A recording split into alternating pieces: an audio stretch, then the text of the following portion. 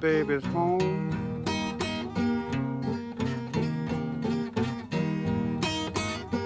Cairo, Cairo is my baby's home.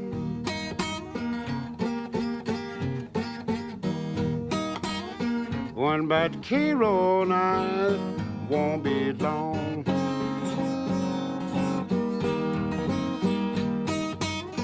Women in Cairo, they will treat you kind and sweet.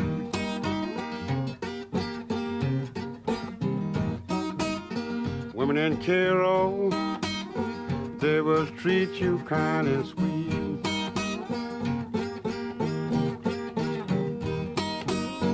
Catch you around and take you off your feet.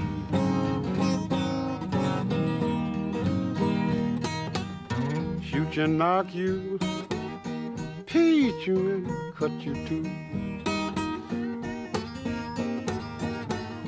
Shoot you and knock you, teach you and cut you too.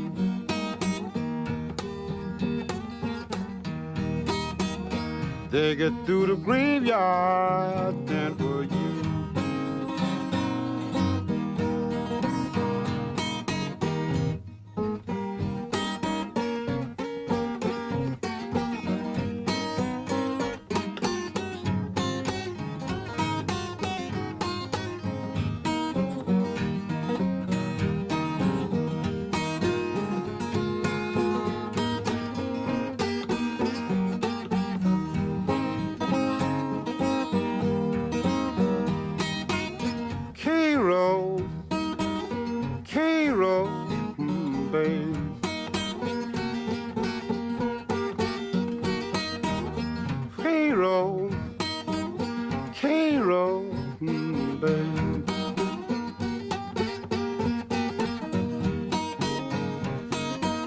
Women in Cairo send you down to your grave.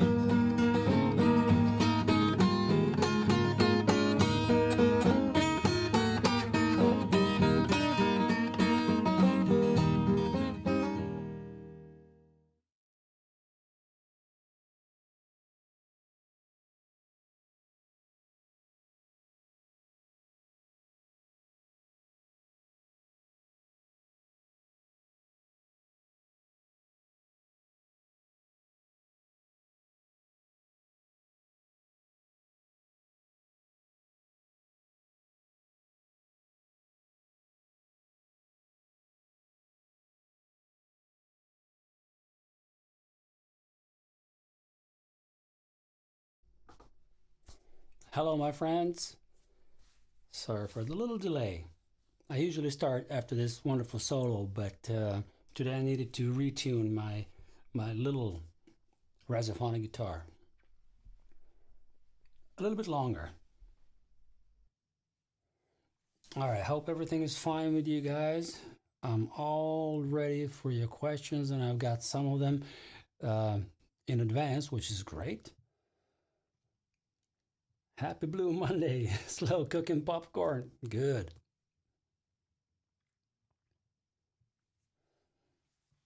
Mine is bass plus 12 string plus electric. All right. You'll have to explain this. Oh, you have it. Okay, sorry. I haven't seen your second comment directly. All right, you got a bass, 12 string and electric, good. What kind of an electric guitar? Is it a solid body or is it a kind of hollow body or something? Let me know about that.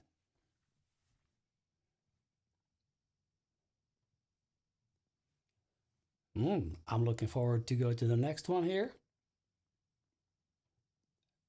after we said hi to Patrick. I have something called FND and GCA, functional neurological movement disorder, and giant cell arthritis. Okay, let me see this again. Sorry. All right. How does that affect your playing?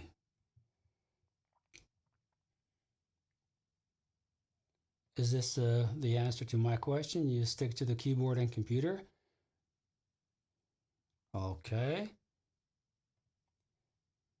And hello, Graham. Great to see you too.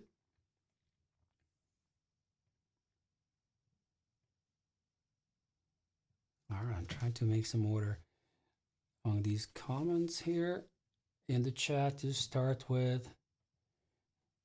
Good. Now we can start. Geir has come. That's great. Norwegian attack. All right, the core crew is here, which feels great. And we just need David Hunt to jump in if he's available, so that'd be wonderful.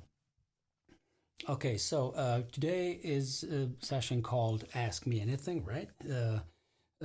AMA. I love those, shortages of complicated stuff, which is great. So it can be guitar playing related, it can be about tech, it can be musicianship, it can be lots of different things. So yeah, but we'll start with all that right after the blues back up. So we'll start with that.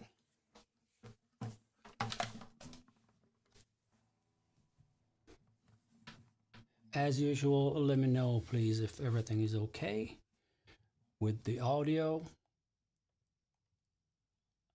Hi David, great to see you. Thank you for your questions. I'll divide them into 1, 2, 3, 4 chunks, and we'll do that, no problem. But we can might as well start with a joke by G. Albert. It says, why was the guitar player arrested? Because they got in trouble. Man, Albert is a, you should do stand up, man.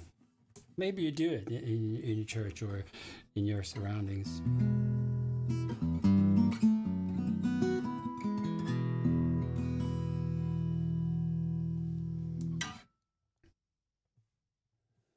Exactly. That's one of the questions you've sent before, and I will definitely reply to those. And I even have a selection of slides here ready to show you guys. So it's gonna be fun. All right, let's go to the blues back up.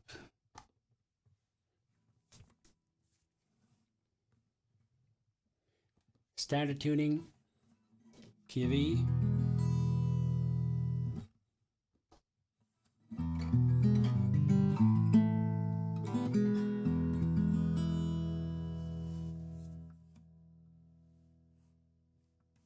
Now, I have a question, especially for, well, everybody here is playing guitar, and everybody here has been using microphones, cables, and all that. I know Patrick is recording a lot. David has been playing for ages. Albert has been involved in music stuff. So I have a sensation in my ears when I'm listening to whatever I'm doing audio-wise here, that, the tails of my audio, something that I produce, something that I say, or something that I let ring, let's say the notes on the guitar, got like a cut off in the end. They don't really ring until sonically they maybe should be ringing. And just imagine playing a note somewhere, and then all of a sudden the end of the notes, when they start deteriorating, going down in volume, that they just kind of gets choppy. And that's a digital effect that I hear in my ears here. But I'm wondering if it's coming over to you guys, because let's say if I play this note one more time, it kind of goes, on and off as soon as I let it ring for a little bit longer than, let's say, maybe 1 or 2 seconds. And I don't have any processing on in the system, and I just wonder if you guys also hear it. So one more time, just this little note here, Now it's already dead. And now it goes like a...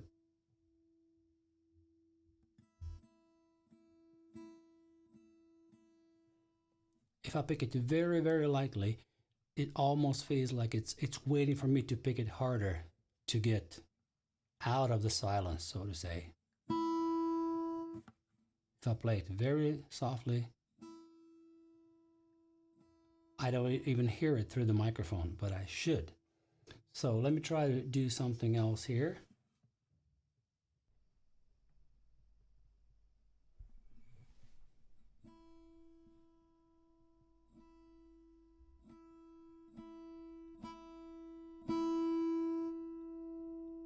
Let's see. This seemed to be a little bit better. But okay, I'll start doing my backup and you guys can just reply in the chat if there was any difference, right?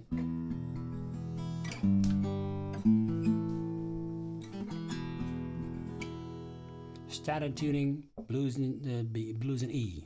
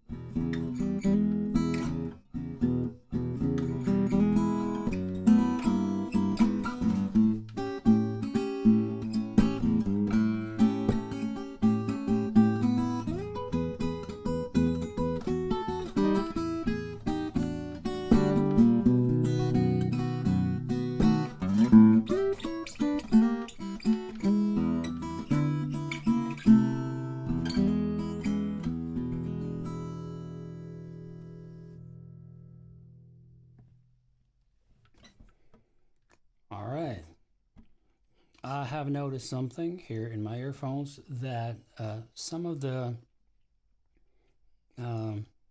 movements, some of the grips here caused some string noise a lot.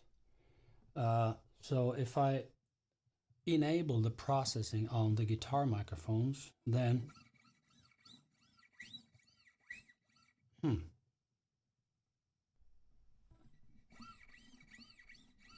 I don't know. I really don't know. I'm worried that because I just want you guys to hear the really pristine sound, because it's good microphones I've got. It's a good audio interface that I'm running it through, so it should be really good on your end, especially if you're listening through headphones of some kind. Oh, David, thank you so much. You could listen to this all day long, and I could play it all day long. Yeah. Now, I mean, these backups are such fun to do, and I did throw in a little. It's not really new stuff. I've played it before. Maybe I just didn't show you in detail. So I utilized a part of E chord up here, right, which is on the 7th fret with the index finger. So I mean, you could take the bare chord, but then actually what's pressed is here on the 9th fret, the 4th, 3rd, and a 2nd string. That's a form of a E chord up there, right? And with a big bass, the really full sound, that's great. Sometimes you could play, let's say, the E chord like this. Sorry.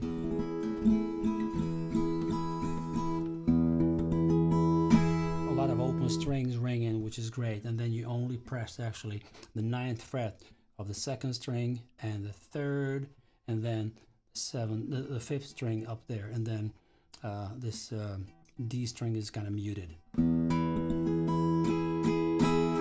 right? But so from this chord, that would be the chord shape on the 9th fret here. So I'm just taking the 1st and 2nd string out of that chord shape and play it with a big bass. And then we do, which is just triplets here. Bass is doing 1, 2, 3, 4, and the second and the 1st string I'm picking there 1, 2, 3, 1, 2, 3, 1, 2, 3, 1, 2, 3.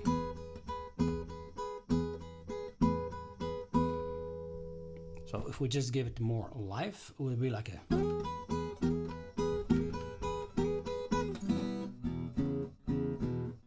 That's how it can be incorporated into the backup.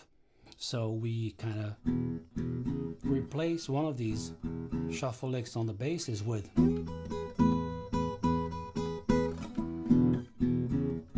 Or we do as I did in this backup. I go back to the E chord, but on the 4th fret here, as the D chord, just 1 step, 2 steps higher, which is the E chord, right? But combined with this,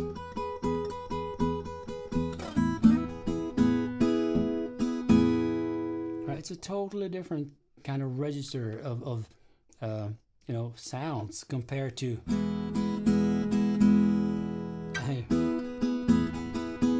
And then you got this, and you got this. So on the guitar, you can play chords in kind of sometimes octaves, but sometimes just in other positions on the neck, which gives them a totally different kind of dimension for me. It's hard to explain, but anyway, I did like. This is the E. Go back to this one. Then I go again. Now watch now. And then I switch to the 4th chord of A, right? So what I did here is that I played the E chord. Actually, I've played 7th and 9th of that E chord but with the note of A as well. So you got A, D, and F sharp, which are the part of, let's say this will be the form of E7-9, but it's much more familiar to our ears, especially to us who play guitar, in this form, up there on the 7th fret. So if I grab it here, first of all I need to think, because I don't grab this too often, but when I just play this chord, which would be the 7th and the 9th of E, but it sounds so great when you just lower the E chord and then you go to A and so on. So that's what I used here, which is a little bit new. So these grips are quite simple, but the way you play it can, you know, give the dimension of, let's say, excitement. If I just play the whole chorus of basses and kind of basic backup, but then I kind of spice it up with after going, then I go to turn around,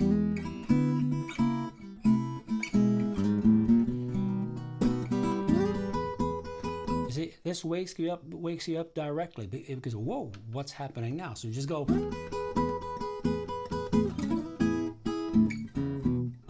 can you calm me down? Then up again.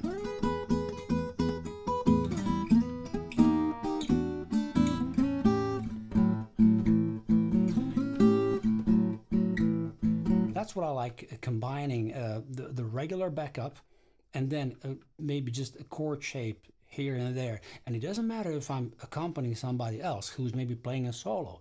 This can only add up to that nice kind of dimension of, okay, I'm backing you up, but I'm kind of biting a little bit. I'm doing my stuff anyway. And this can also inspire somebody, because if I would go like, then the other guitar player might go, oh, because I'm down here on the A7 and this other person might want to play this A9 up here, or even go to this form of A chord. I mean, this, we can go on and on about all this, but let's not take the time from the backup itself, right?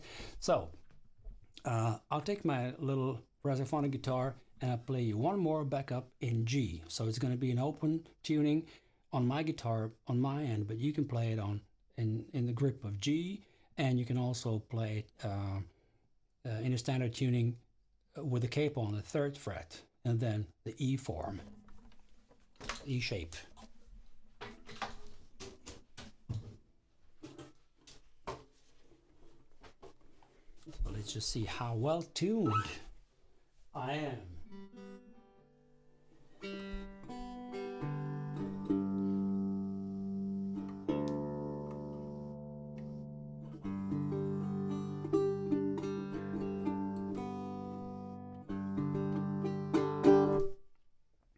And so now I'll play the backup with the slide, kind of included in some of the grips and whatever. And just remember, this slide is actually not not so good for an acoustic guitar.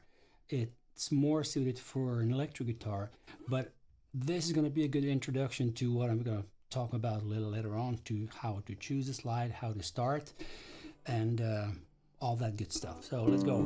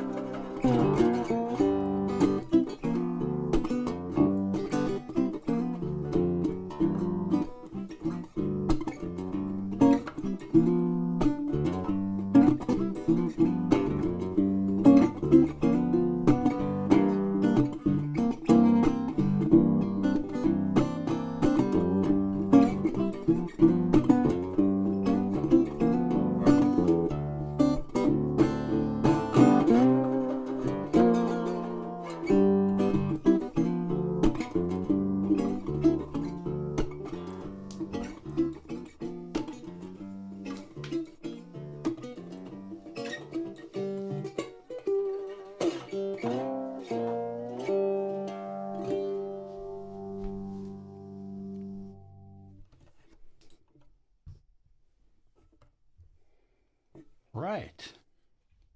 So you see on your screens, it says today's theme. So I've already kind of got into today's theme. This was not just a backup. This was also a little show off of what different shapes, sizes, and weights of a guitar slide can do to your sound. To my sound, this slide didn't really help too much. It sounded okay. It was, if this was the only slide I've got for a gig, I'd definitely go for it, and I'd do the best I can. But I know exactly what this slide can give me and what it can't. The reason why there are so many different slides, for the first, people like to experiment. In the beginning, they play just a cut off or broken off wine bottles or whatever bottles people could find, because they started playing kind of slide guitar with pocket knives, with whatever tools they've got, when they kind of discover that, oh, I can get a good sound by kind of gliding something along the strings, and I pick it here, and then I can get this sound. Why not? I mean, let me see. I don't have any metal thing here in this room, which is quite stupid. But let's say, this is a pen. It's plastic, right? So if I would just play the note of G on the 5th fret here, like,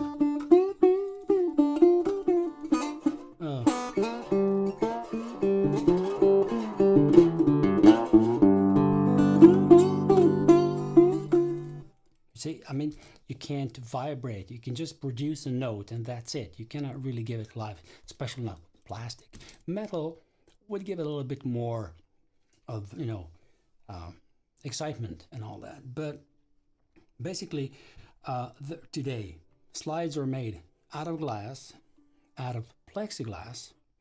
They're made out of metal of different kinds. And there are also ceramic slides, like mud slide, MUD slide, mud slide. And they're quite okay. All those slides can match somebody's playing style and kind of, oh, wow, this is a great slide. This suits me great. But that also asks for somebody who's already playing slides, so they know, oh, I work nicely with a ceramic slide, so I'll buy me a ceramic slide. So we are talking about people who've never played slide, who are just kind of interested, and this doesn't come with a knowledge of playing, or let's say at which stage of your musical journey you are, or I am, or somebody else. I've had very, very accomplished jazz players come into my workshops and tell me, like, look, man, I can really kick ass with some jazz guitar, but I've never played slide. I love open tunings, but I just can't wrap my head around it because it's totally different. This is something I've never done before. So although it's the same instrument, still there are aspects of it that, they're so different from what you already know. It's like, wow, how would I do this?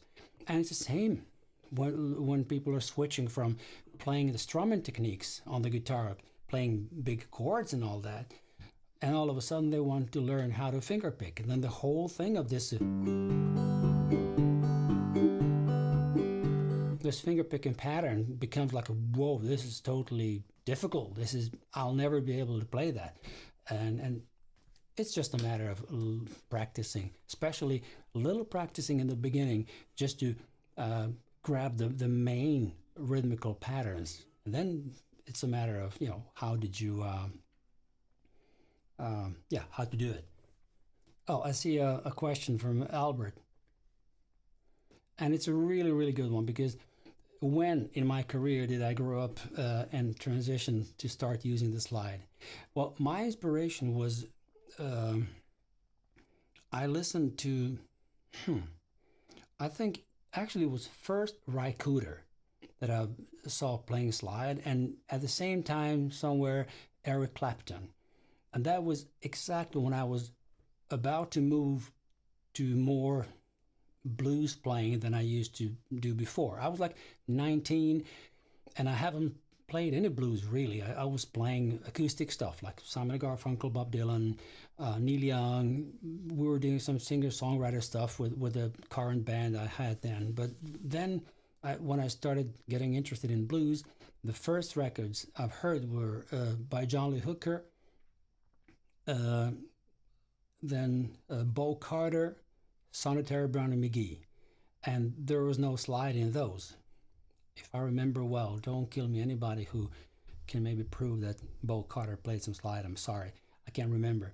But actually it was first like contemporary players like Ry Cooder, Eric Clapton that kind of inspired me with slide playing. I was like, wow, what is this? And then around the same time, within maybe a couple of months, I met some people who had really rare old blues acoustic records from the 20s and 30s and 40s. And then the myriad of players came along, let's say Son House, Muddy Waters, Bucka White, Farley Lewis. And I mean, if you can find, of course you can find it now. I mean, sometimes I'm talking like you can never find those old records. They're all available now online. Spotify has it. Deezer has it. Apple Music got it. Everywhere. Just type in Farley Lewis in his prime. And it's a compilation of his early recordings from 1928. That's such artistry. That's so beautiful and wonderfully played. It's just amazing. People refer to old Farley Lewis when he was in his 70s and 80s, when he was rediscovered in the 60s with the folk boom, when also Son House was rediscovered, Bucka White was rediscovered, Reverend Gary Davis was rediscovered. It's like, where have these guys been for so many years? Well, the industry forgot them, and the music just developed in other ways. And all of a sudden in the 60s, the interest came back into early stuff that influenced all the folk movement within music that arose in the early 60s. So anyway, those were my early influences. And then I kind of found that Muddy Waters was so expressive when he was playing slide that I just had to learn all his songs, everything he did on slide. And in the beginning, I think his most significant recordings when it comes to me and me listening to those early recordings was the Plantation recordings. And I think he played that with a glass slide of, it could have been a bottleneck of any kind. I know that he borrowed Alan Lomax's guitar, who was traveling around the Mississippi area and recording, making those field recordings. I mean, Alan Lomax is, for me, he's just as big as any other great researcher within science and anything you can think of, because he made so many significant field recordings of musicians in the 30s, 40s, 50s, and later on. He was just a fantastic researcher, definitely. Without him, we wouldn't be able to hear, 5% of everything that was done. And then when he rediscovered somebody, then all of a sudden these people could make new recordings and release records. And, Mississippi John Hurt could buy, finally, by the end of his life, he could buy a house that's only his house because, he recorded a record in the 60s. All right. Digressing, talking too much and doing too little of playing. So let's go back to that. So this is a glass slide, a thin one. You see, it's kind of maybe 1.5 millimeters in diameter, and the walls of this slide are not so thick. So if I compare that to this beast by Ian McVie, who was my guest in my live stream, and he has this company called Diamond Bottlenecks from the UK, and they make hand-blown slides, which means that they have glass blowing artists who usually make, all kinds of stuff that, artists do, but he also asks them to blow a couple of tubes in certain dimensions, in certain thickness measurements for people like, crazy like me that know that, okay, I would like to have a slide that is like 5 millimeters, between 4 and 5 millimeters thick in the walls up here on this part, but on the lower part, it's a little bit thinner. So it's around 3 millimeter. So why this difference here? And would somebody who is maybe a beginner slide player have to worry about these things? Honestly, not really. But let me explain why this is done. First of all, when you play notes with a slide, let's say I put it on my pinky here, and I don't have anything against somebody playing on the ring finger. Bonnie Raitt's been playing on her middle finger for ages, has a fantastic tone, so it's not dependent on which finger you have it on. It's dependent on how good control we have over the slide. So I'm placing it on the strings, and usually when I would play the melody, let's say that note, I play it and I attack it with, oh, it's better to use this camera. Yeah, I attack it with this upper part. So this part is actually playing those single note runs, and that's where I need the most of the mass of the slide. That's why this part is so much thicker. Not so much, but it's still thicker than the lower part. And the lower part is a little bit thinner here, just because overall weight of this slide would have been higher. It would weight more if everything was with a 5 millimeter thick walls here. So I'm shaving off a couple of grams there. And this is also significant for my other metal slide, which has the same principle as this one. Let's go to this slide, which is one of the old slides that I've had for many years. And this is from the times when I met a father and son, Mellert, here in Sweden.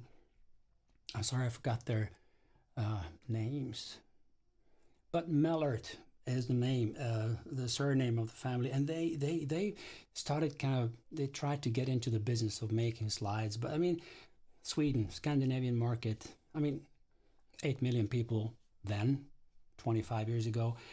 Now we're like 10 something, maybe 11. But still, I mean, how many guitarists are in this little country? And then how many, I mean, this is not even a half of New York, right?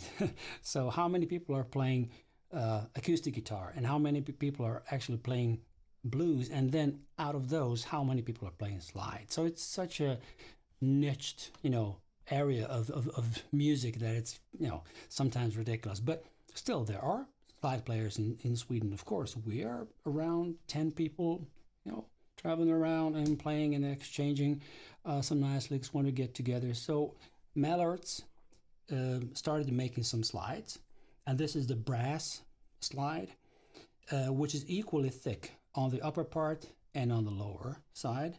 So if I would play with this slide a chord of C on the 5th fret in open G, that would,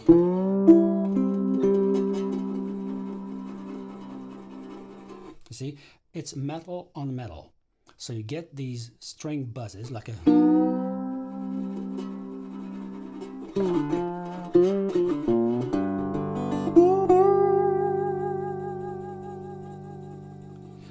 the tone is nice, it's carrying it nicely. And now let's do the same thing with my own slide by Daddy Slide, also one of the people I've interviewed in my live streams. So let's play the same thing with this slide.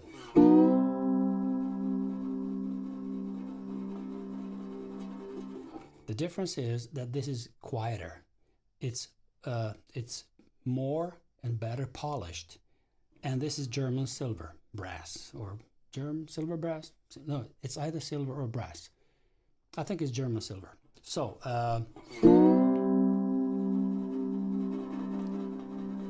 compared to So it's not so different. It's not so much worse with this old slide. It's not that. But this newer slide, which is like only maybe 4 years old, and I've been playing with it. And when I just test it with my nail like this, going very lightly touching it, I can feel the rest of strings on this. So this should get some polishing by Jan and his father. So we'll see. Also family business. So old brass slide of this kind. And then there's also this slide. And this goes to well with David's question, like for somebody wanting to learn slide guitar, what's the first step to get started? Of course, the first step should be, actually there are two first steps. The first one is, do we have a guitar that we can play slide on? And does it have to be different than this guitar that we already have? Do we have to buy another guitar to play slide on? And then, of course, the choice of slide. And it's always best to kind of find a middle ground, to buy a cheapo slide that doesn't cost more than, I don't know, $5, $10. And there is this slide, I think I have it.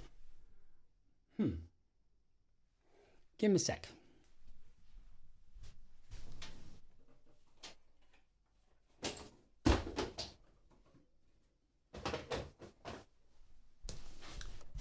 I've just had a workshop and I took some slides with me. So, oh, sorry for that sound. Do it this way. Oh, that's right. I could show you that one as well. Good. Some crazy slides as well. Ooh. This is getting crazier and crazier. So this is a slide, or like this, made by Dunlop. Very, very well-known manufacturer of slides and all kinds of guitar accessories. This is their regular 2-inch long nickel slide. I don't know what's beneath that nickel wounding or whatever, but it sounds nice. It's only too short for my finger. And I've seen David play his piano, and he has quite large hands compared to mine. I think so.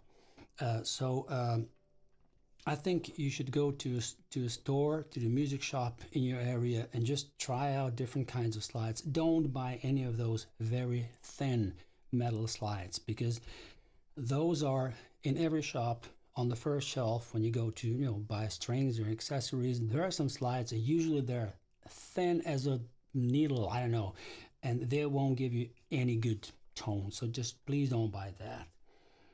Go for something that's at least like 2 millimeters thick, which this is around 2 millimeters or something, and that sounds like this.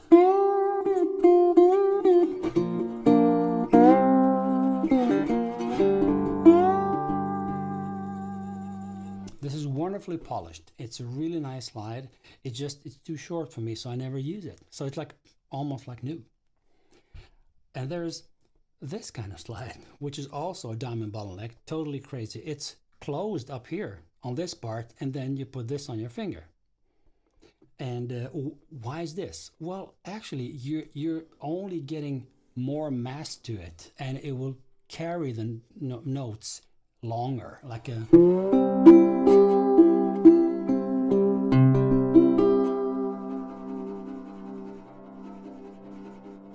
You see, it's never ending. Compare that to my own slide.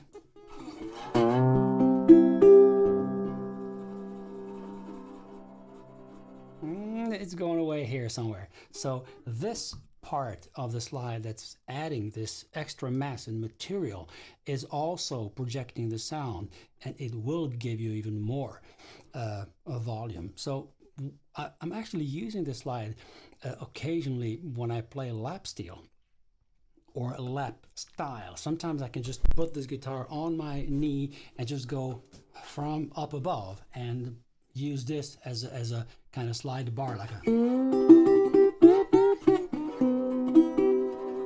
quite difficult to intonate when you play it like this, but guitar should be like this.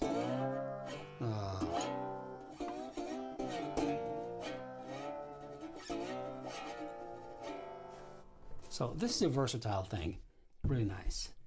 What else do I got here? So this medicine bottle slide made out of plexiglass. So this is kind of, yeah, plexiglass. I would never use this on an acoustic guitar. This sounds great on electric guitar. And Derek Trucks, one of the nowadays best players in the world, plays this.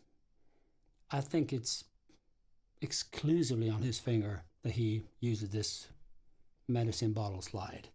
But I don't do that on acoustic because it's just it's not able to produce and to kind of project that. Very different to. Wait a minute, now I got some strange buzzing.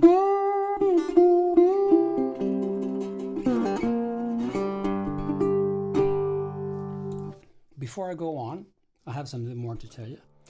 There is the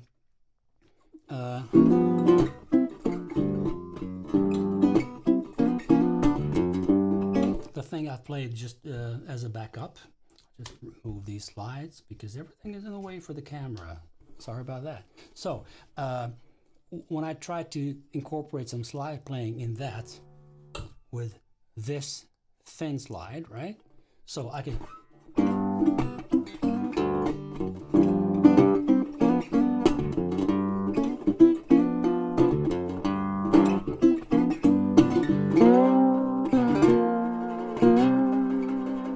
Right?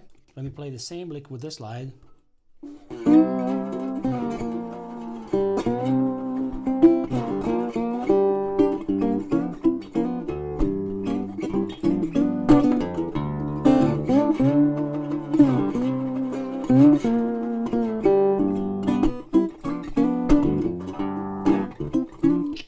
And so on and so on. So this is carrying those notes. I can play both chords and single note runs. That's great. This thin slide will work great on my electric guitar. So that's my first advice.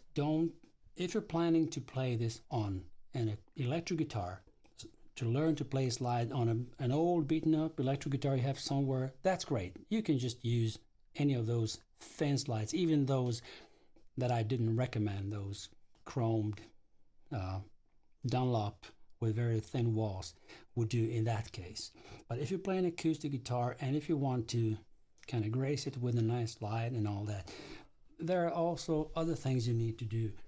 First one would be to use thicker strings, and you don't have to buy the whole set of strings that's like mediums from 13 to 56 and kind of make all your chord grips become difficult because maybe your guitar doesn't have a very low action. And then if you want to play a slide, you still need to have, at least in the beginning, a string action that would welcome some slide playing. Otherwise, if it's very low and strings are very low to your frets, it's just not going to help too much. So you need to have, let's say, I'm a little bit extreme. I use 16 for the first string, 16 and then 18 for my second string on all my guitars, all acoustics except for the baritone. The baritone has even thicker strings, but that's lower. It's tuned lower, and the string tension needs to be stronger, bigger, higher. So that's why. But on regular guitars, on my other acoustic that I played for the backup earlier today, that's 16 and 18. But then the rest of the strings are lights. So it's like 23 or 24 on the third string, 32, 42, 53 or 54. So that's kind of, I usually buy lights, sets of light strings, which goes from 12, 16, 23, 32, 42, 53. And then I kind of take the second string out of that set and use it as a first string. So all I actually do is I buy a bunch of 18s for my second string, steel string, non-wound, just plain 18s, and I have around 10 in my boxes all the time. So as soon as I change the strings, I would first pull out the 18 and then take a new set of strings and then just replace them that way. So that would be that. Graham is commenting, I gave Ian McQueen a drawing of how I like a slide to fit my warped arthritic. Oh yeah, exactly. That's also what they can do. Ian is amazing. And also, I think that this design of the slide that's kind of curved inside of the slide, which means when you put it on your finger, it's thicker up here and thinner in the walls here. That came from one of the students during the Blues Week. And I don't know if Ian talked to him or whatever happened there, but I saw this design coming out and I just told Ian, let's just find the perfect, thickness of the walls for my playing. And then we came up with this one. So if you go to diamondbottlenecks.com and go to signature slides, and you will find mine, and it's the same. You can order if you want. So for you guys in the US, it's, the shipping cost and all that. Maybe it would be better to start off with a slide you buy at the local shop, and then just support your local music stores and try them out. And if it's possible, maybe they have a couple of slides in their drawers just lying around that somebody returned or something that you can, just pick while you're there at the shop and just test it on the guitars that they already have in a shop. Usually all music shops have at least one Resophonic guitar. That's the most welcoming guitar for somebody who wants to play slide. So that would be like a perfect condition. When you buy stuff, it's manufactured in a protected atmosphere. That would be when you pick up a Resophonic guitar in a music shop that's tuned to an open tuning or something, and then you just try all slides they have in the shop. I mean, they won't give you just to unpack a new slide, but I'm sure they have some of used slides lying around there. That would be awesome. But and if you have a couple of old slides, or somebody gave you a couple of slides, or then you can bring those with you and then go to a music shop and just take down one of the guitars hanging there, Resophonic, and try them out. See what works for you. Remember one thing. My advice is to have a slide that lets your finger bend just a little bit inside of the slide. You can see the slide is moving just a millimeter or two around it, and some people are buying very tight slides, so they really sit so firmly, which is okay, because you're not going to drop it even if you turn your hand upside down like this. But I'm not going to drop it either, because I always bend the finger a little bit within the slide, and that's it. So it's secure. What this gives you, though, is that if you bend your ring finger, usually without the slide, usually your pinky will follow. And the reason for that is, trust me, I'm a physiotherapist by trade. I never worked as one, but I know my anatomy. So when this finger is contracted here with this muscle, the pinky is following along. Maybe not all the ways. There are people who could, bend the ring finger and then still have the pinky straight up. Okay, but usually they go together. So if you have a very stiff slide, which prevents this finger from kind of bending because this finger is in the way, right? Then it's better to have a little bit of a loose position of your pinky, so it can bend just a little bit to accommodate whatever grips you need to grab behind the slide like a.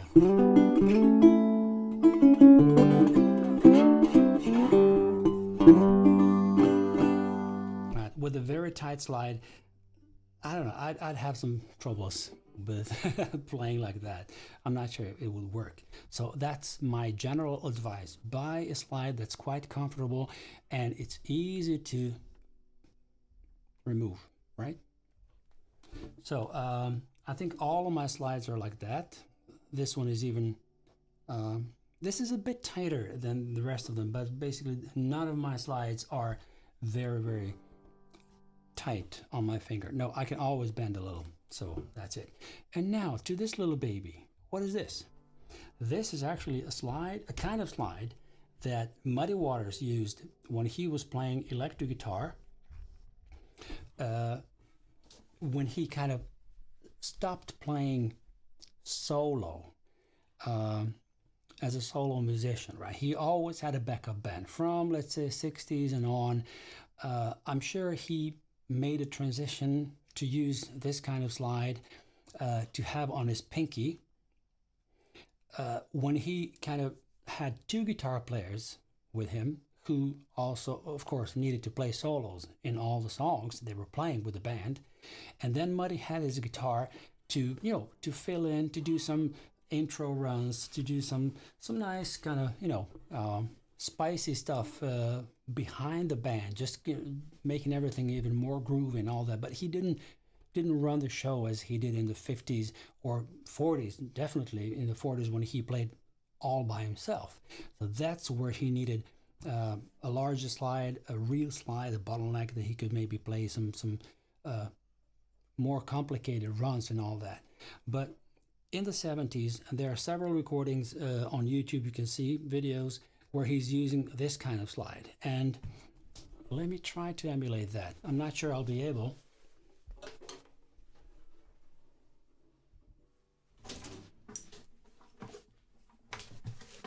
Oh, let me see.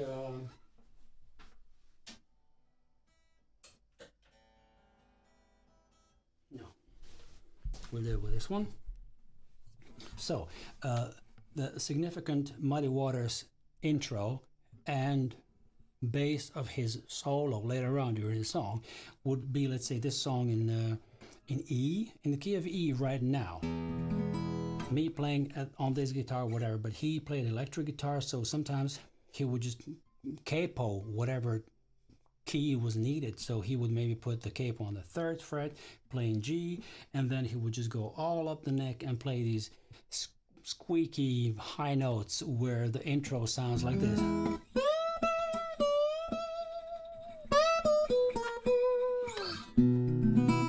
Oh, you see, I'm not used to this.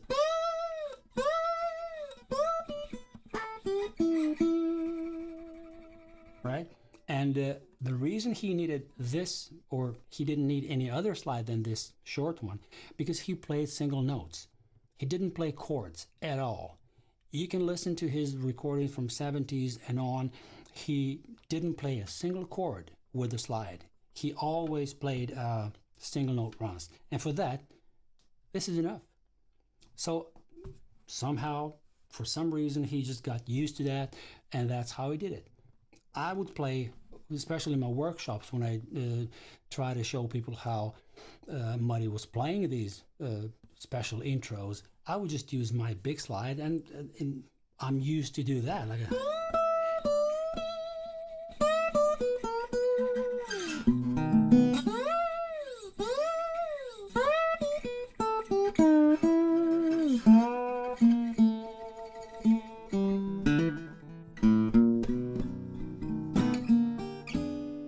you say you love me, baby. Please call me on the phone sometime.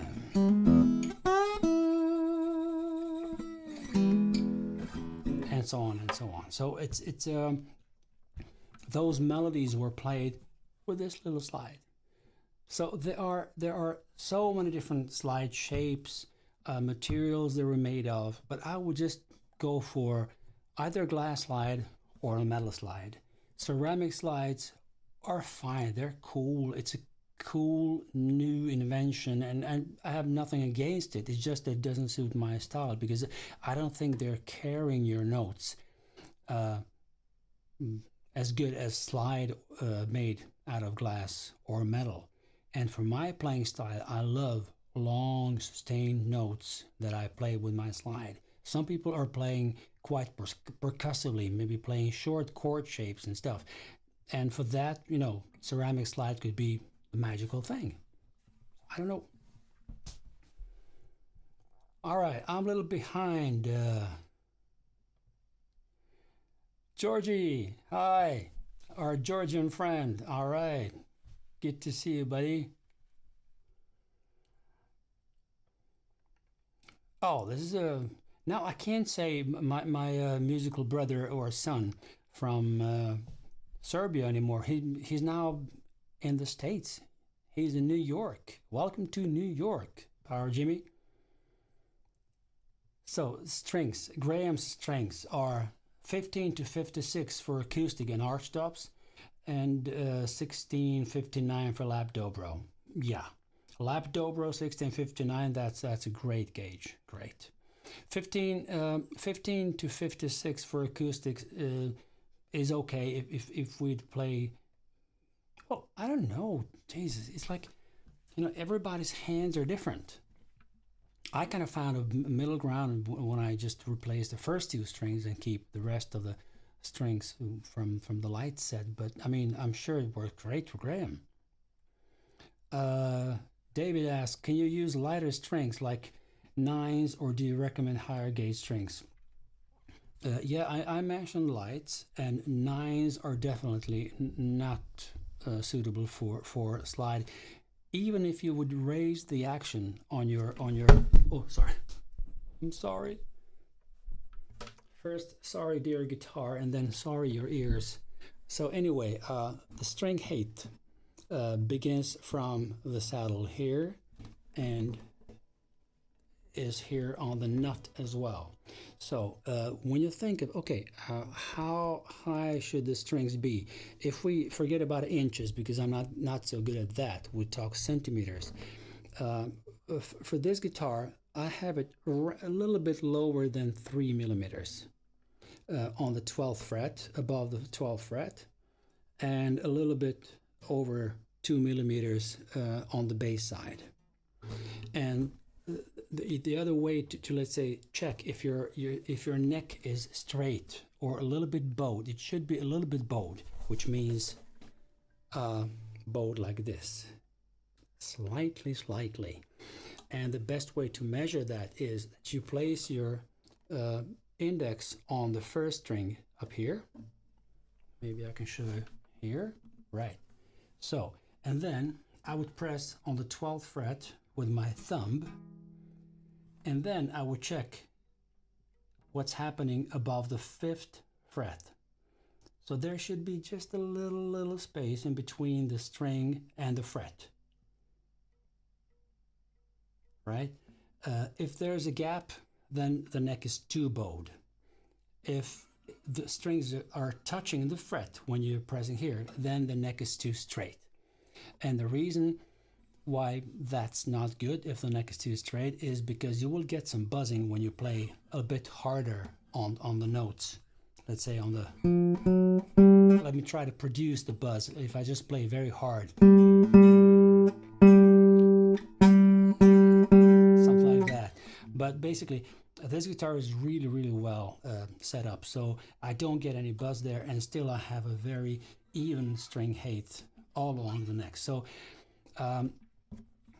if it would help, maybe you could just bring your guitar to the music shop and ask them, okay, how much do they charge for a good setup, just to see, you know, the string action, the neck condition, is it straight, is it a little bit bowed, just make it perfect there. And then actually any slide would do, but not nines. I think you will have to start with at least 11, 12 on the first string. I would buy, in your case, if you're not used to play with, I know which guitar you have, David, and that's kind of a semi-acoustic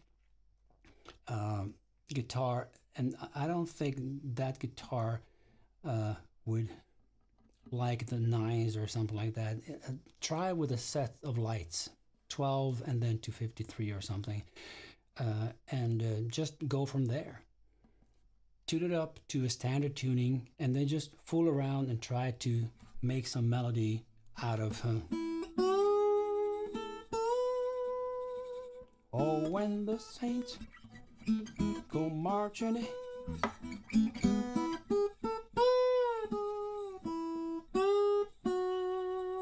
You can play the whole melody on the first string, so it doesn't have to be very complicated, and you can easily find that melody and then just try to reach every note precisely with your slide. Like a, that's like a open 4, 5, 7. A little bit of vibrato, same thing again. Then we go 7, 4, open, 4th, 2nd, and then 4, 2, 0. 4, 7, 5, and then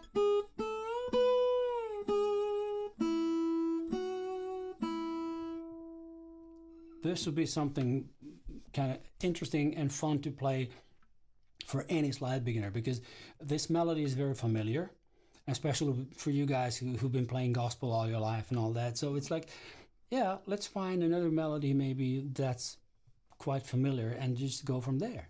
My first advice, if you, let's say, if you watch my hand here, the angle, if I play only on the first string, then the slide is angled just a little bit from these other strings so that I don't accidentally pick any of the other strings. So it's angled a little bit, and then I always go down. My slide is always as high as the string that I'm playing on.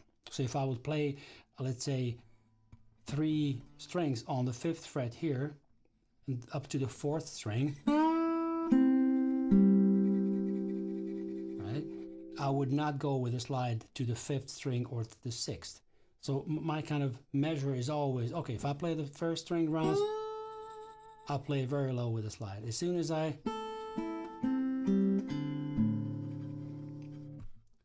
go up, then I would move the slide as well.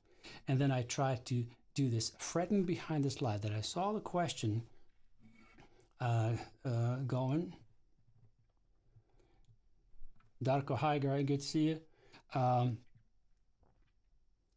Yes, so fretting behind the slide is something that I'm not really familiar with when it comes to practical stuff. So I don't use it too much.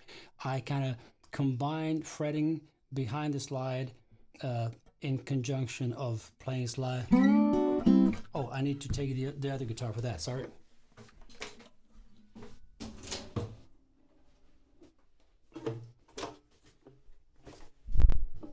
So,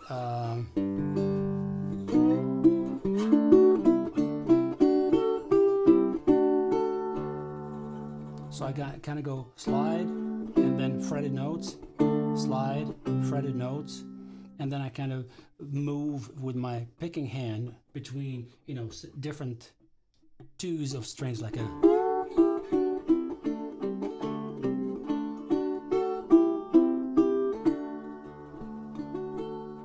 right?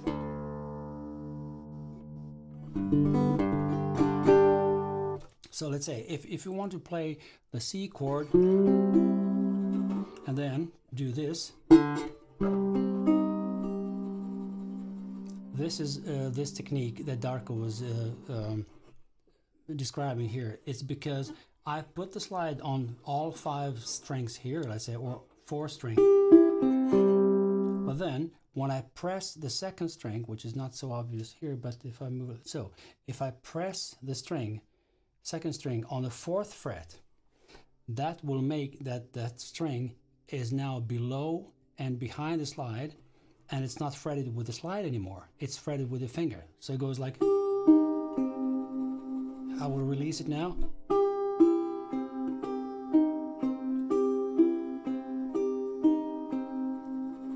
This can give some great dimension to your playing, of course. And it's also possible to be done here. All of a sudden you play G minor. Oh, sorry. See, I'm not really good at that. I'm not any good at that. It's like a...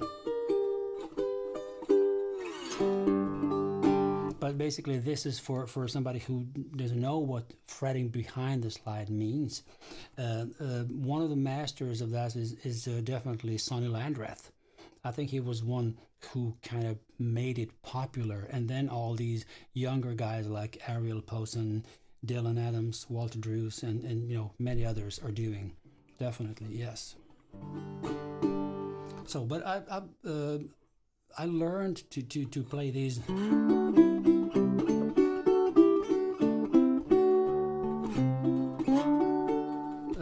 by watching Sam Mitchell. He kind of was fooling around with some licks in open D, so I can, oh shit, I could do that in open G maybe.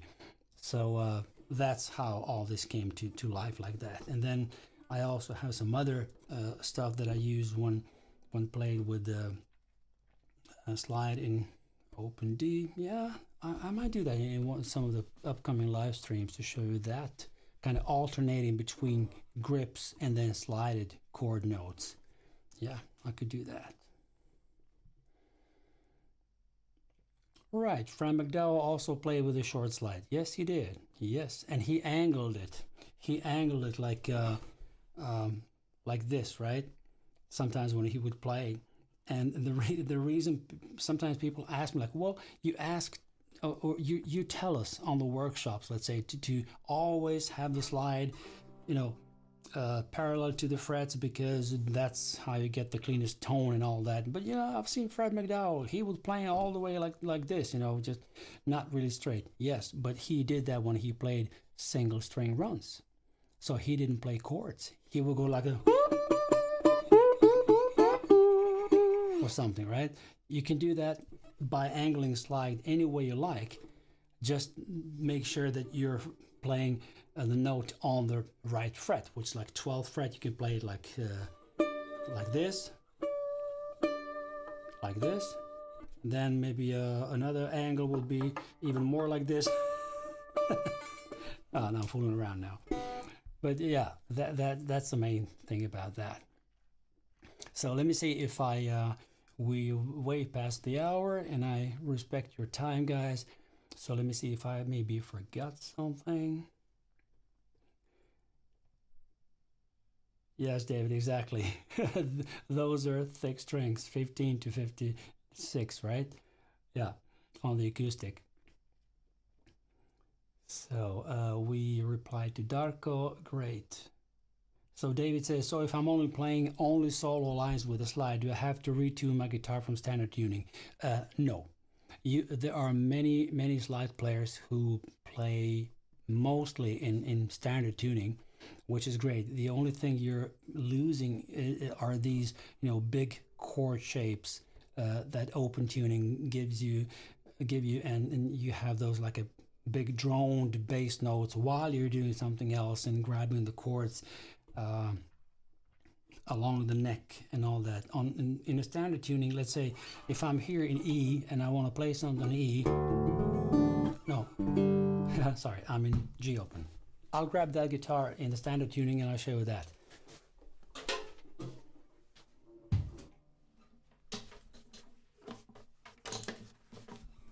So now we're standard tuning key of E, right?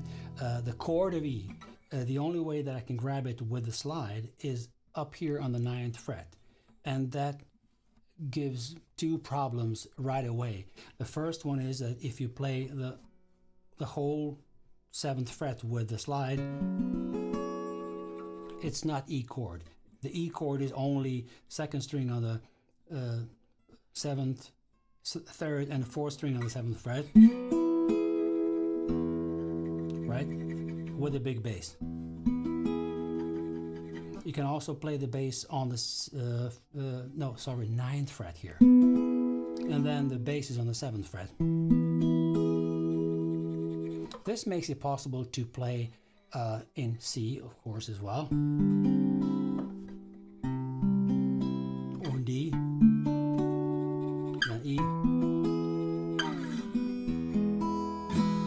melodies are not restricted in any way. It's just a matter of just trying to play whatever you played with your fingers. If you don't play with slide, just play it with your fingers. Let's say like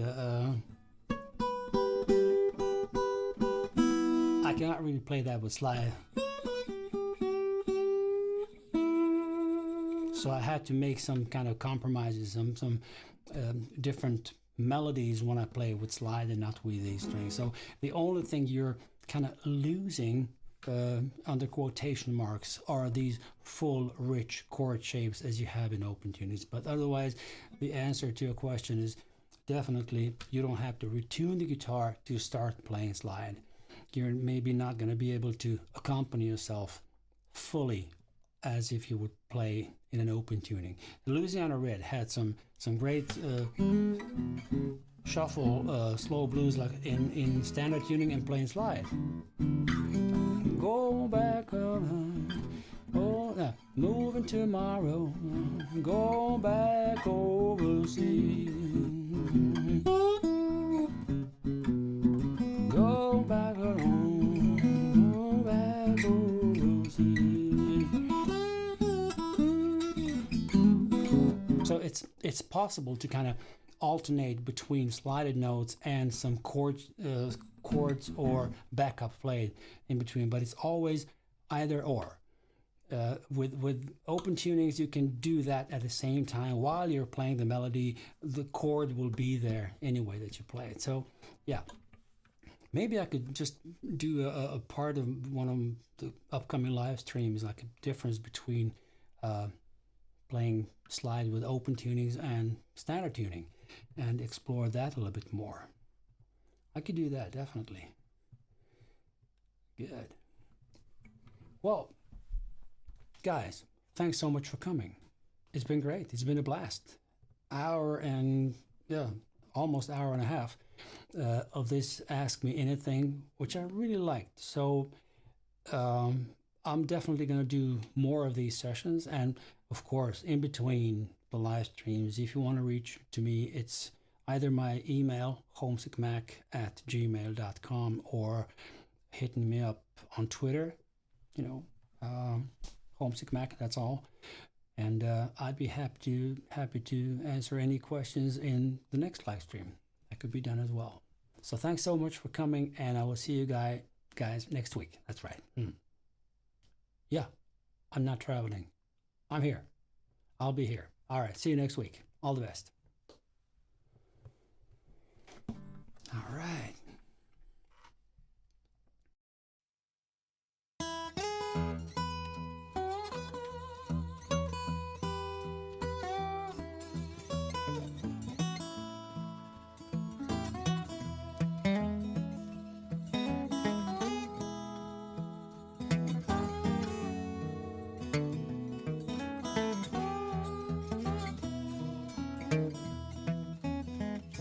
It was in spring, one sunny day, my sweetheart left me, Lord, she went away. Now she's gone, and I don't worry, but I'm sitting on top of the world. Things could call me up, down and out by soul. Said, come back, Daddy, Lord, I need your soul. Now she's gone, and I don't worry, 'cause I'm sitting on top of the world.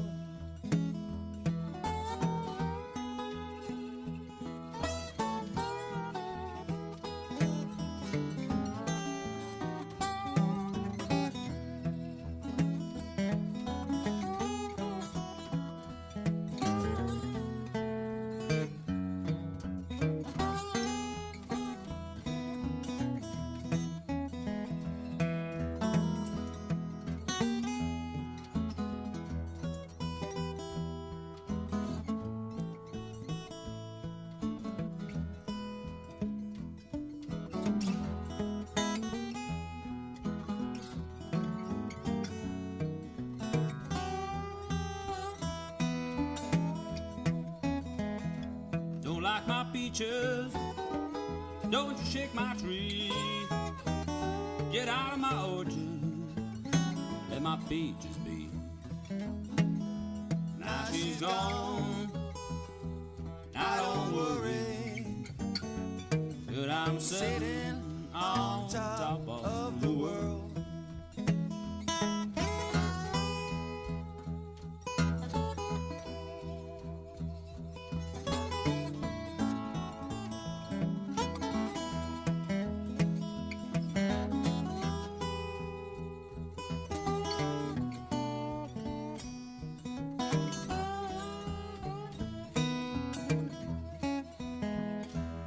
In spring, one sunny day, my sweetheart left me.